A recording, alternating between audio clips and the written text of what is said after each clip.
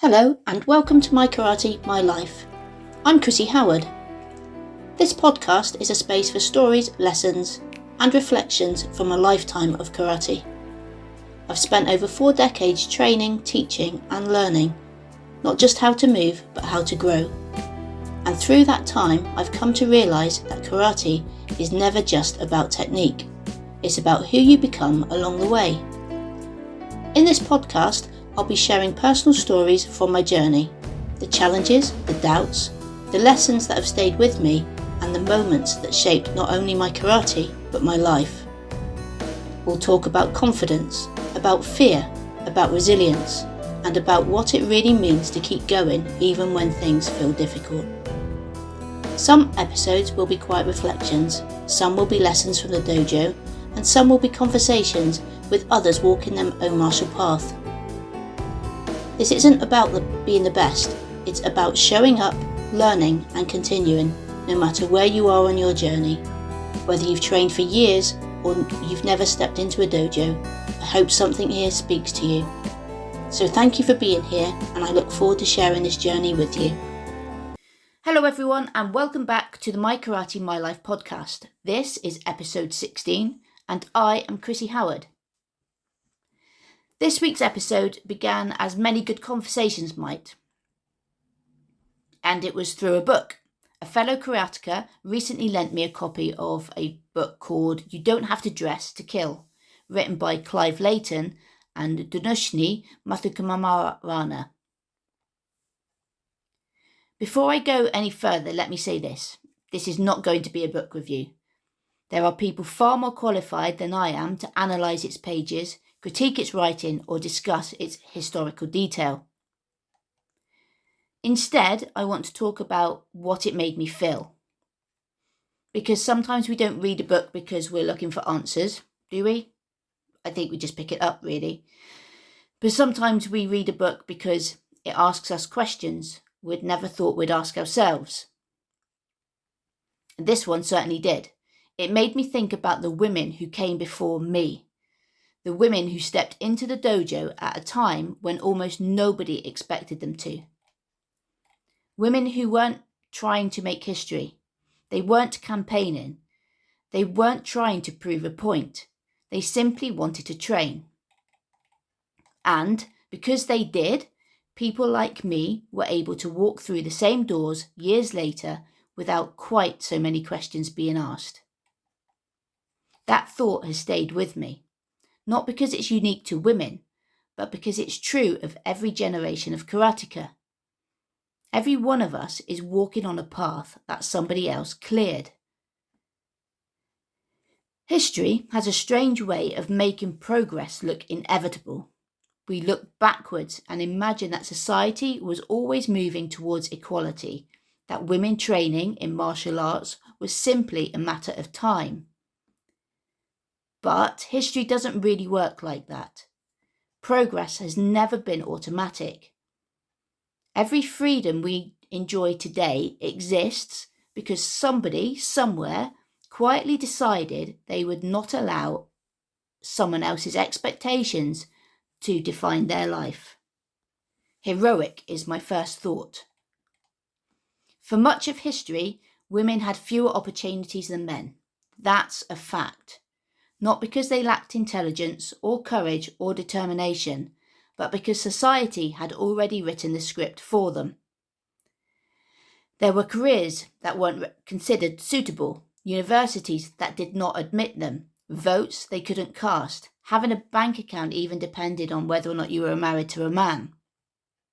There were leadership positions that they weren't expected to hold. Sport, of course, was no different. For generations, physical strength was associated almost exclusively with masculinity. Women were expected to be graceful, composed, supportive, certainly not punching and kicking each other in a dojo. And if they challenged those expectations, they were often labelled too difficult, too ambitious, too outspoken, sometimes simply troublemakers.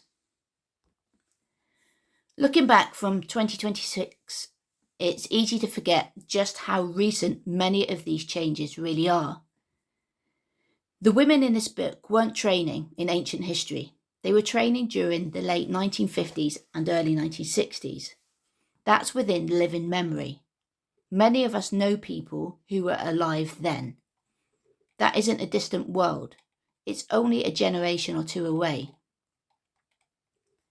The book tells the stories of some of the first women to practice Shotokan karate in Britain.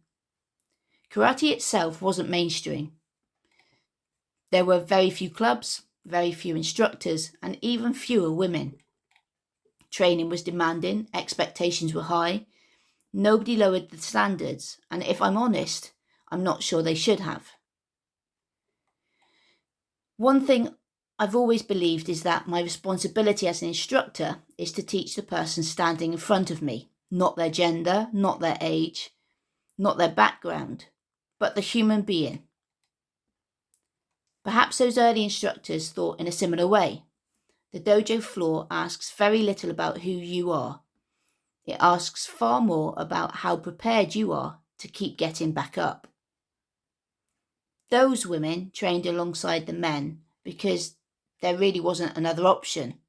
Some stayed, many didn't.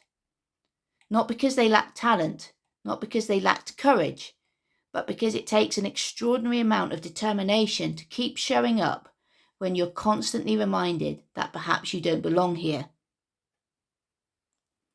I imagine they became very familiar with that feeling, and perhaps, if we're all honest, many of us have too.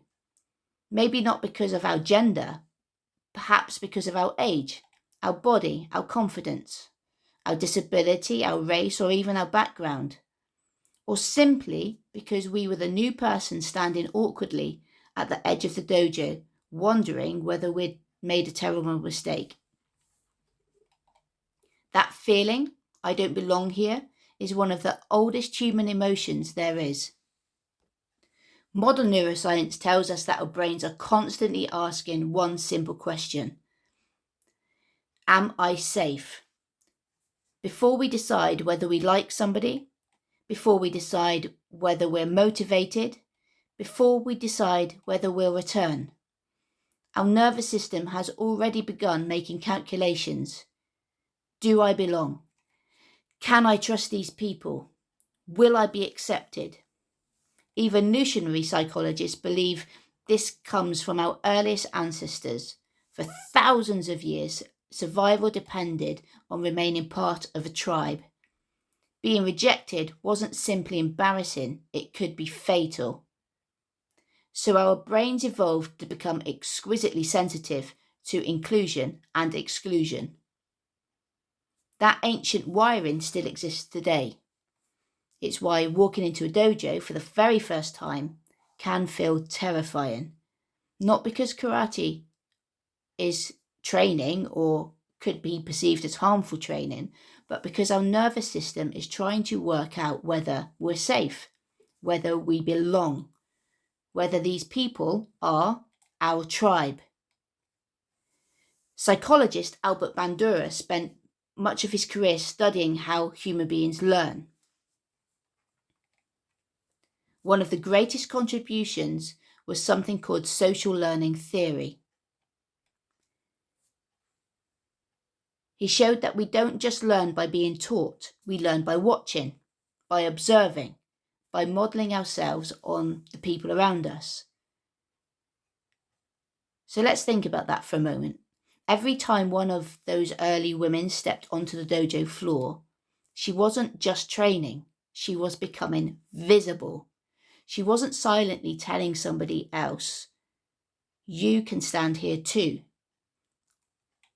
I wonder how many women began karate because they saw another woman wearing a white belt. Not a black belt, a white belt.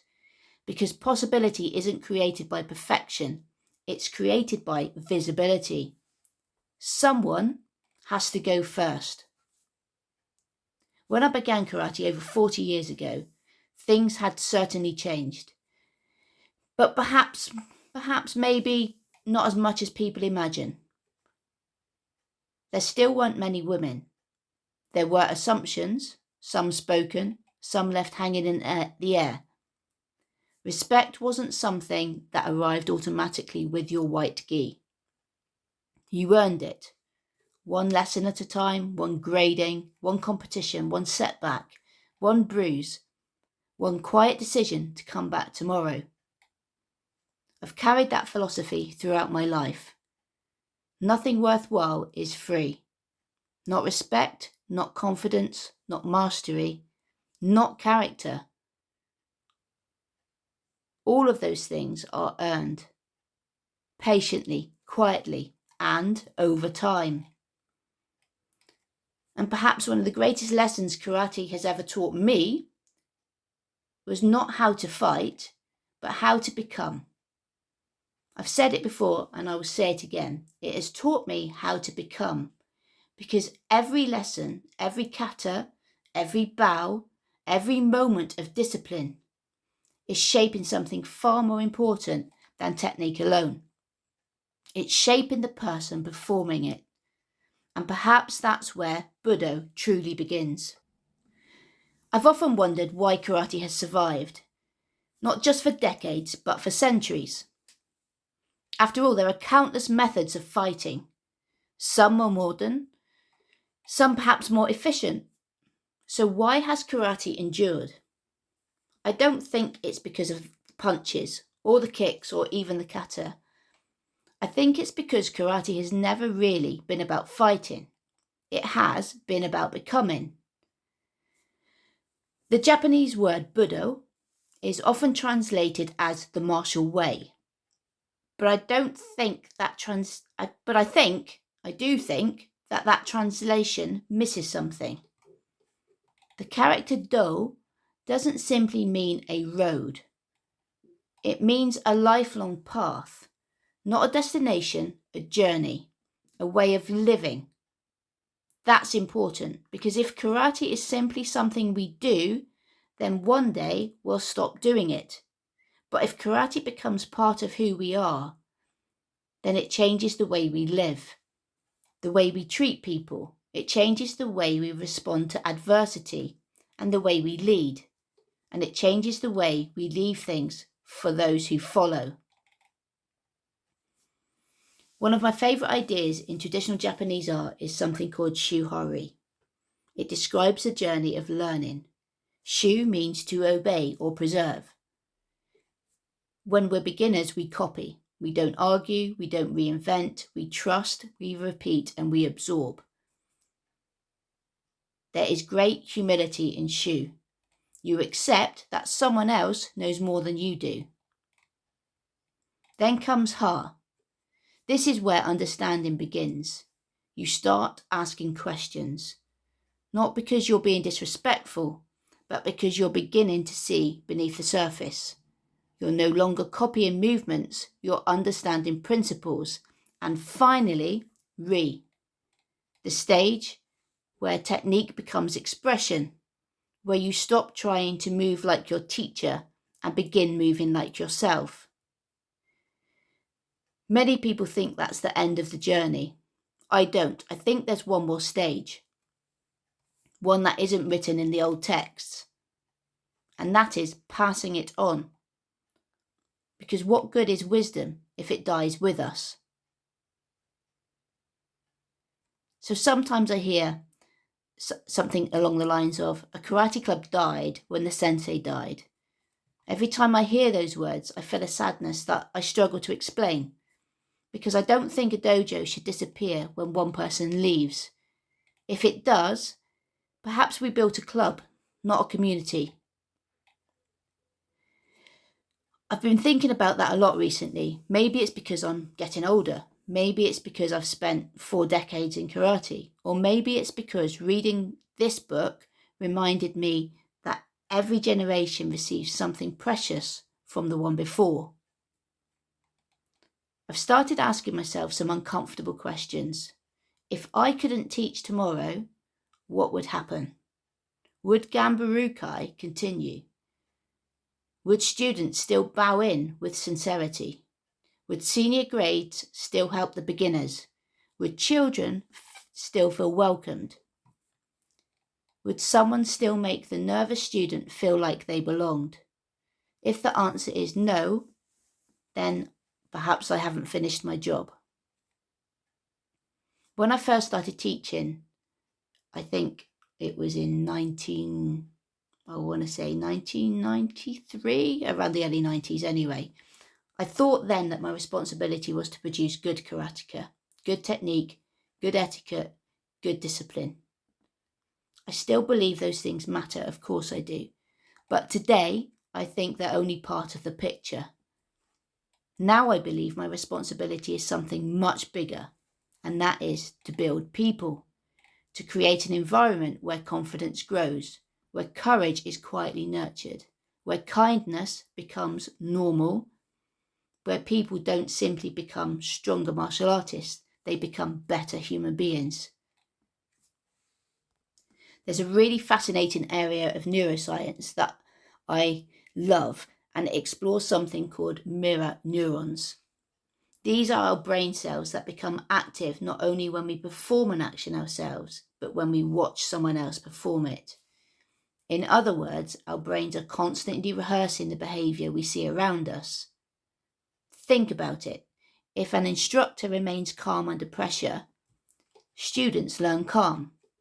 If senior grades help beginners, kindness becomes contagious. If respect is modelled, respect becomes culture. Culture isn't created by posters on the wall or by mission statements. Culture is created by behaviour repeated so often that it becomes normal. People often ask me what makes a good dojo. I don't think it's trophies, although that can be attractive. I don't think it's the number of black belts, or even how technically good everyone is. I think it's much simpler than that. It's what happens when sensei isn't watching. Does someone stop to encourage the child who's struggling? Does a black belt sweep the floor before it needs doing, not because they were asked to? Does everyone know the new student's name by the end of the evening? That's culture, and culture outlives any individual. One of the psychologists I admire most is Viktor Frankl, a man who survived the Nazi concentration camps. He wrote something that stayed with me for years. He believed that meaning isn't something we find, it's something we create. Usually we create it through serving something greater than ourselves. The older I become, the more I understand that. When I was younger, success looked like medals, titles, selection, recognition, and winning. Those things really mattered to me, and I'm grateful I had every opportunity. But if I'm honest, those achievements don't matter to me in quite the same way anymore. My medals don't teach children. My certificates don't comfort anxious teenagers. My trophies don't build confidence in someone who's or even convinced they're not good enough. People do. Relationships do. Communities do. And that's what I want to leave behind. Because eventually, every instructor teaches their final lesson.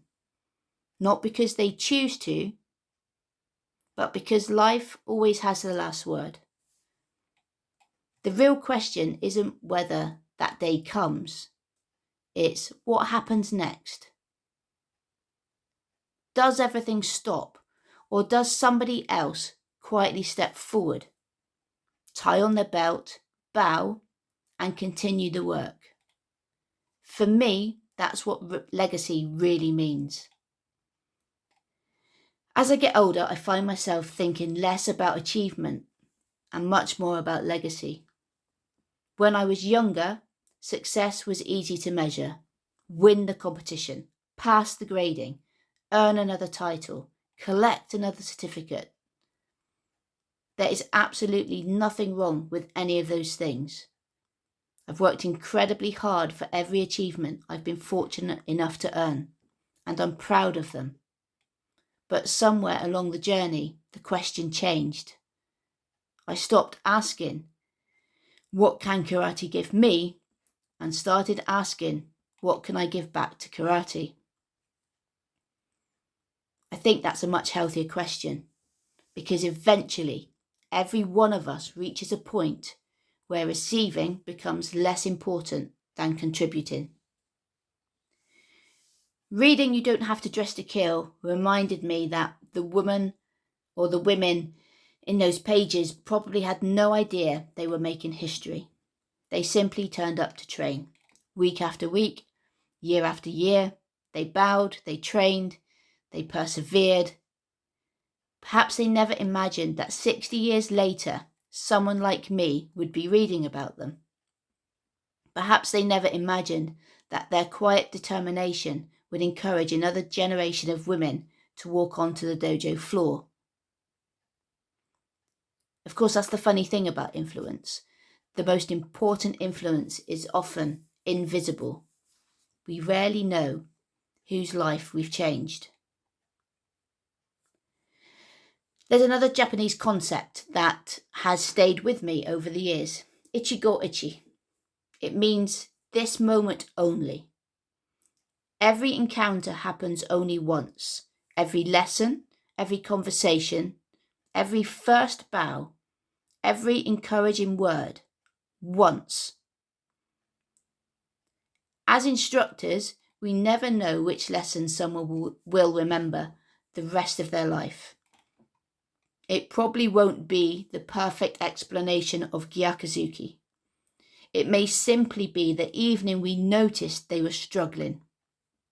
The day we said, I am glad you came tonight, or I believe in you. We underestimate the power of ordinary moments, yet they're often the moments that change people. One of the greatest privileges of teaching karate isn't producing champions. It's watching people become themselves. It's watching shy children become confident young adults. I've seen adults walk into the dojo carrying anxiety, grief, or self-doubt, only to slowly rediscover who they are. I've watched people realise they are capable of far more than they believed. Not because karate gave them confidence, but because karate gave them opportunities to earn confidence. There's an important difference. Confidence isn't something someone gives you. It's something you build. One uncomfortable step at a time, one difficult conversation, one failed grading, one competition where you lose, one evening when you almost didn't go to training, but you went anyway. That's where confidence lives, not in success, but in persistence. People often ask me what I want Gambaru-kai to become. Of course, I want it to produce excellent karateka. I want high standards, good technique, strong kata, effective kumite, respectful etiquette. But if that's all we produce, I think we've missed the point. I want us to produce good people. People who lead with kindness. People who protect those who are vulnerable. People who quietly include the child standing on their own. People who understand that being the strongest person in the room means using your strength to lift others. That's Budō. Not domination, but service. I don't want Gambaru-kai to depend upon me. In fact, if it always depends on me, then perhaps I've failed. One day, whether it's because I'm retired, too old, too slow, or simply no longer here, there will be a Tuesday evening in Belford, a Thursday evening in Sea Houses, or a Friday night in Anik, when I won't be standing at the front of the dojo. I hope someone else bows in the class. I hope the children still laugh. I hope someone still notices the nervous white belt standing quietly at the edge of the room. I hope someone still says, well done. I hope the dojo still feels safe. I hope people still leave feeling better than when they arrived. Because if all of that continues, then Gambaru was never about me. It was about us. That's why programs like the Kenshusei matter to me. People sometimes think they're about creating assistant instructors. They're not. They're about creating future custodians. People who understand that teaching isn't about authority. It's about responsibility. It's about knowing that every student who walks through your doors is trusting you with something precious. Their confidence, their courage, sometimes even their mental health. That is a privilege, not a right. There's a saying that I love. The true measure of a tree is the shade it gives people who will never know who planted it.